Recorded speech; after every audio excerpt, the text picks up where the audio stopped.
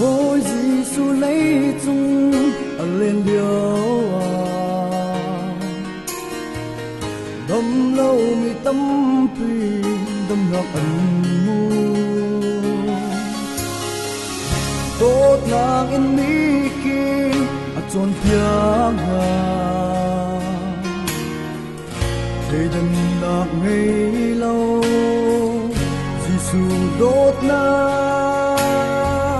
an na tiếng akan pe zoom tung kan nun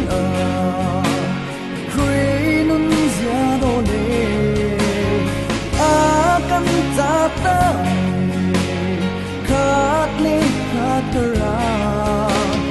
thấy đừng nát ngày lâu đốt nát sung sung nắng lách cây ni ngày dũng ra xin cần nát khui nun zia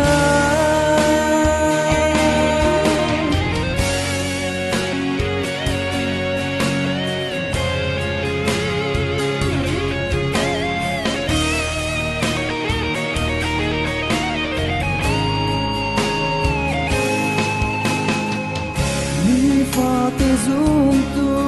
kan nun na ka sit vel na tam pi kan ton ko la man se Giêsu ni ang ngay mi dot na kun fual na le ngay chiang na ke lạc sung in tay si zoom tung cầm nun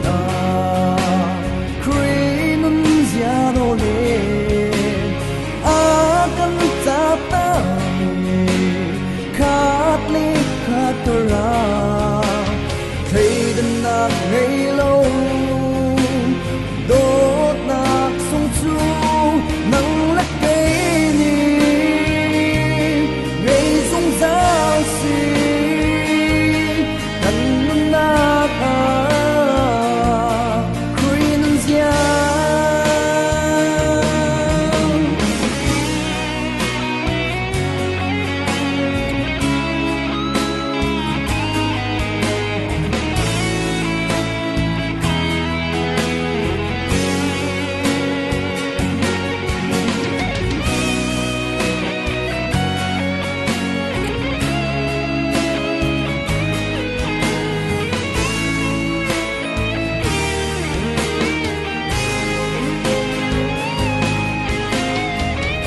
lấy chung gian tối tên